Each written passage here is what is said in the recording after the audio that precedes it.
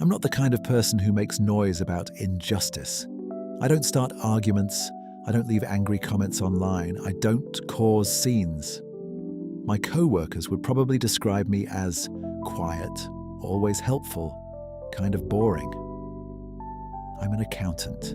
I love numbers because numbers don't lie. People lie constantly. Numbers never do. This is the story of how one man dismantled my life piece by piece over 8 years, and how I, without breaking a single law, without raising my voice once, rebuilt it directly on top of his wreckage. Part 1. How it started. His name was Victor. We met 11 years ago when I first joined Granite Development, a mid-size construction holding company. Nothing glamorous. I was a junior financial analyst. Victor was the department head. From day one, he made an impression. Confident, loud in the right moments with a firm handshake, and the kind of eye contact that made you feel like he was reading your soul. I mistook that for leadership. Later, I understood it was just a very well-rehearsed performance. The first 2 years were fine, or at least tolerable. I did the analysis. He presented it upstairs and almost never mentioned my name. I told myself that's just how corporate life works. The boss takes the credit, the staff does the work. Standard story. Then came the Meridian project. It was a large residential complex, several $100 million in investment. I built a financial model showing the project would go negative by year 3 under the current cost structure. I proposed a specific fix: shift part of the debt load, reschedule 2 tranches, hedge the currency exposure with a simple instrument. Nothing genius, just careful work with numbers.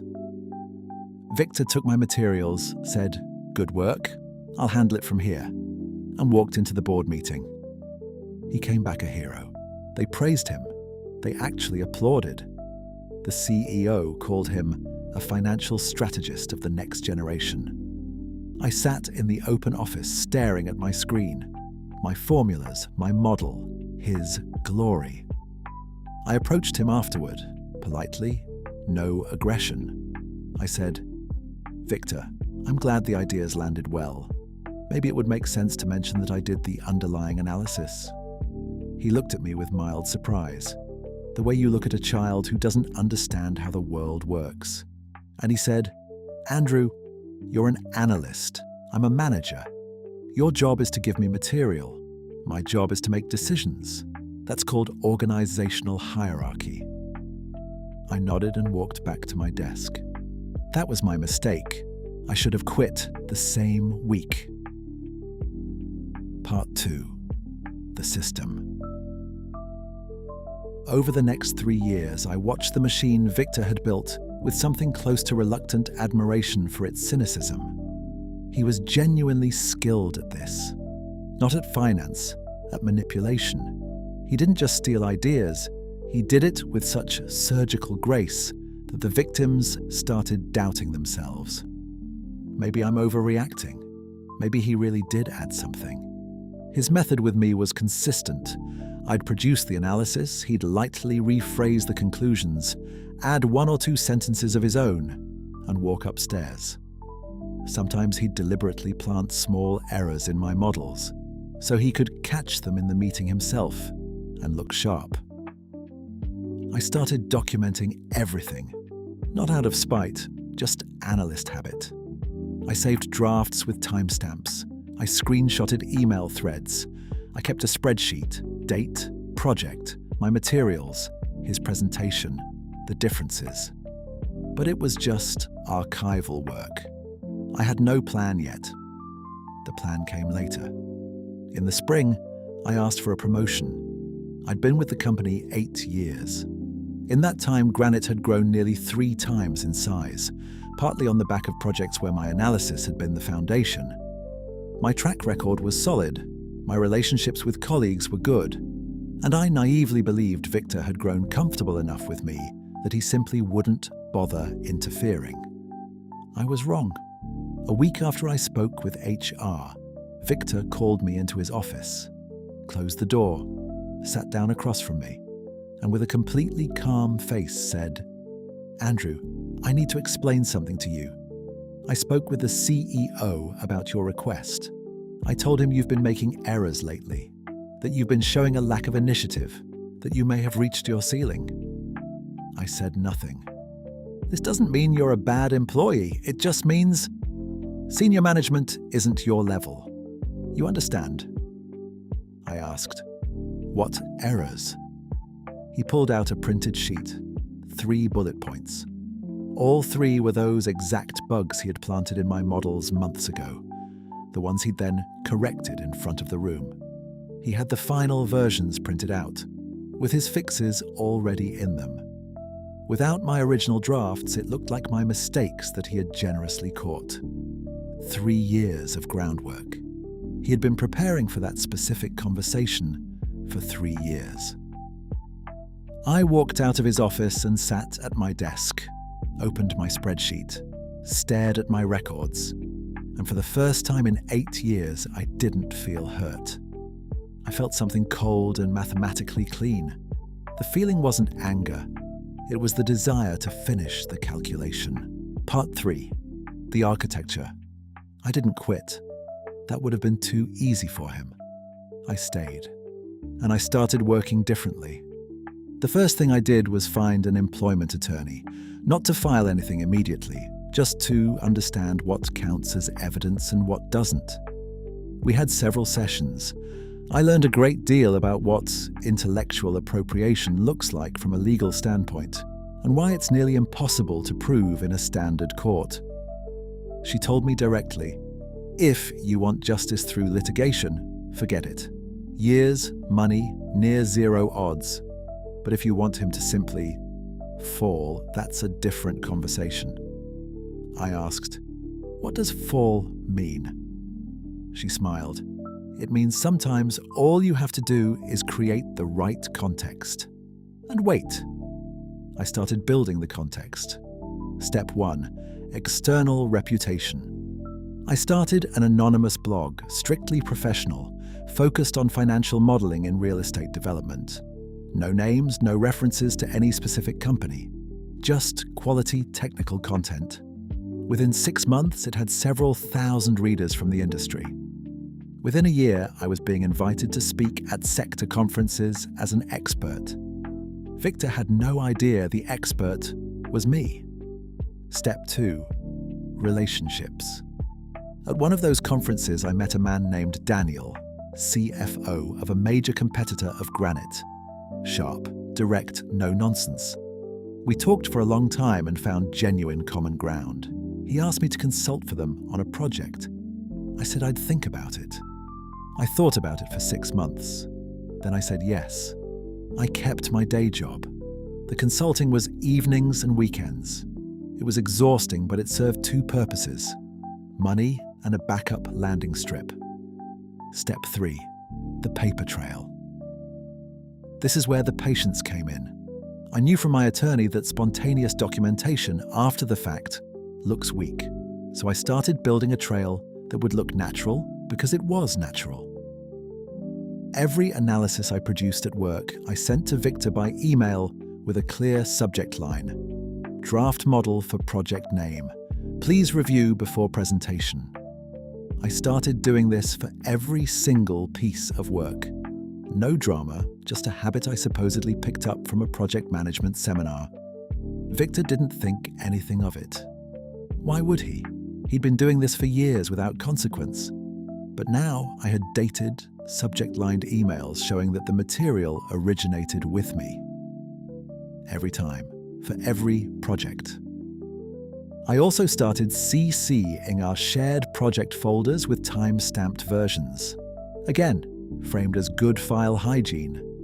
Victor even complimented me on it once, said it was good professional discipline. I nearly laughed. Part 4. The trigger. A year into my quiet preparation, something happened that I hadn't planned for and couldn't have predicted. Victor made an enemy. Her name was Sophie. She was brought in as a new regional director, young, extremely capable, and completely uninterested in Victor's political games. She'd come from a multinational firm where people actually got credit for their work, and she seemed genuinely confused by the culture she'd walked into at Granite.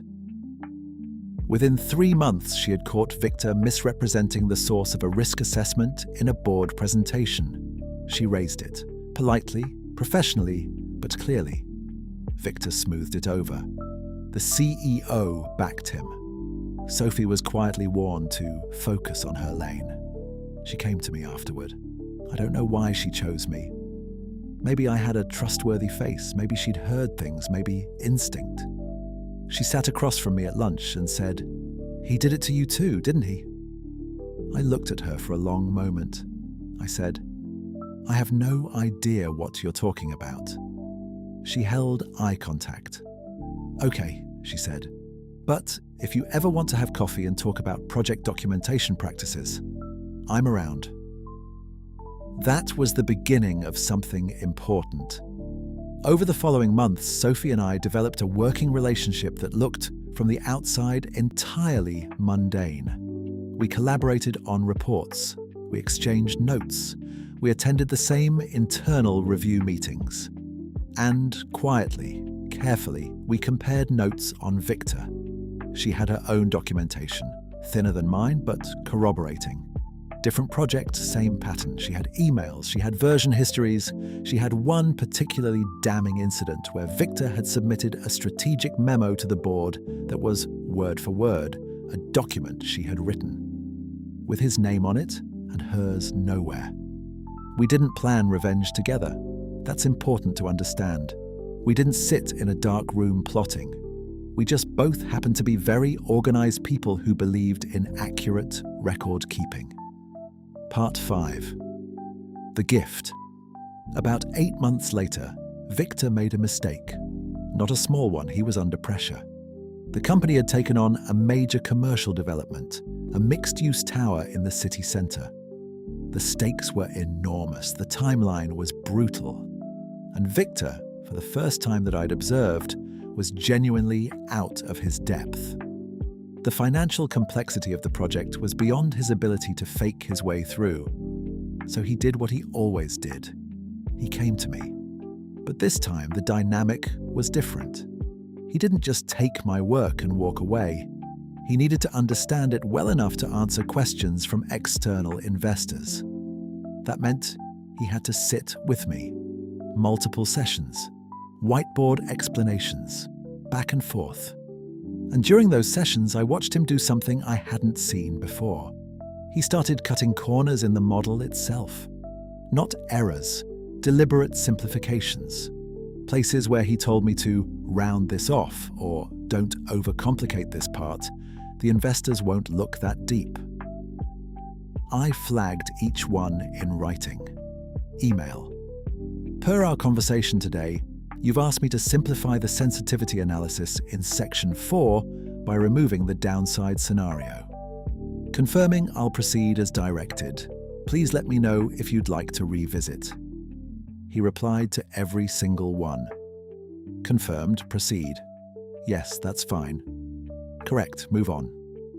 He was, in writing, directing me to produce a financial model with known gaps, which would then be presented to outside investors.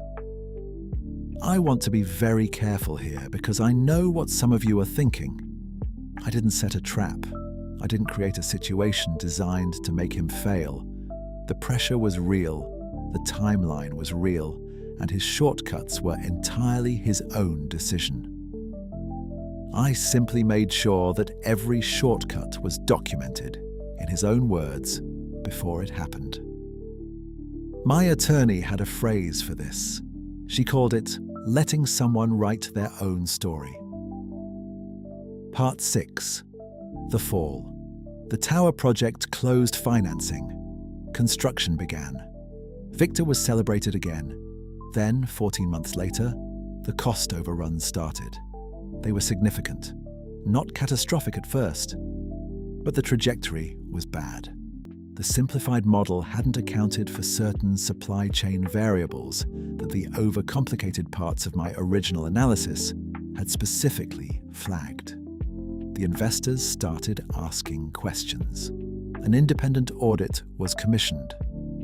I want to pause here and say something honestly. I didn't know the project would go wrong. I thought it might based on the model gaps, but I didn't know. If I'm being completely truthful, part of me hoped it wouldn't, because a lot of innocent people's jobs and savings were tied up in that building. What happened wasn't something I caused. It was something Victor caused, slowly, over years of valuing appearances over substance.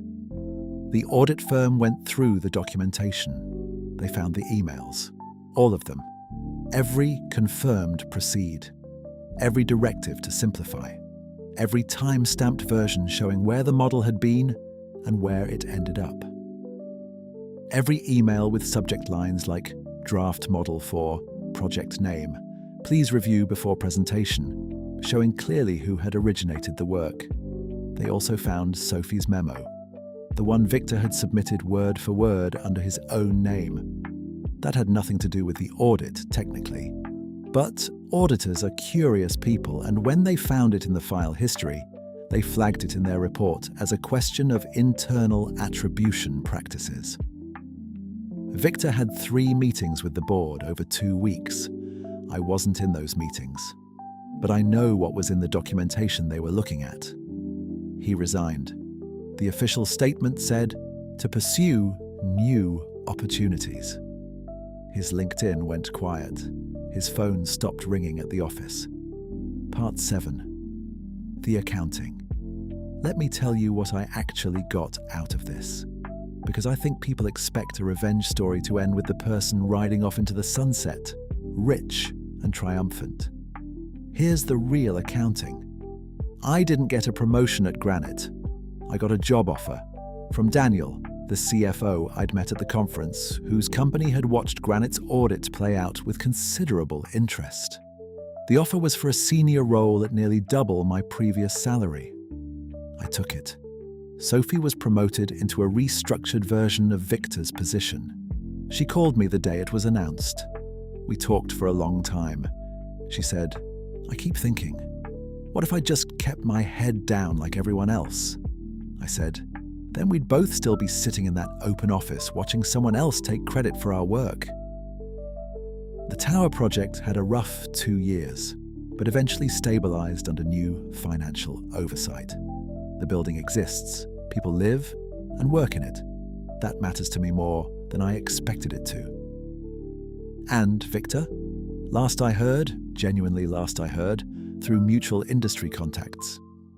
He's consulting independently. Small clients, nowhere near the scale he was used to. His name carries a note now, the kind that travels quietly through a small industry. Nothing scandalous, just a small asterisk that wasn't there before. Epilogue. What I actually learned. People always want the lesson at the end of these posts, the wisdom, the takeaway. Here's mine, and it's not satisfying, but it's true. The best revenge is never the thing you do. It's the thing you build. For years I was angry, but anger is just noise. It doesn't compute. What actually worked was precision, documentation, patience, building a reputation outside the walls where someone controlled the narrative, making sure that when the moment came, I didn't need to say a single word, because the record said everything. Victor spent years teaching me that competence without credit is invisible. He was right about that. So I made myself visible somewhere he couldn't reach.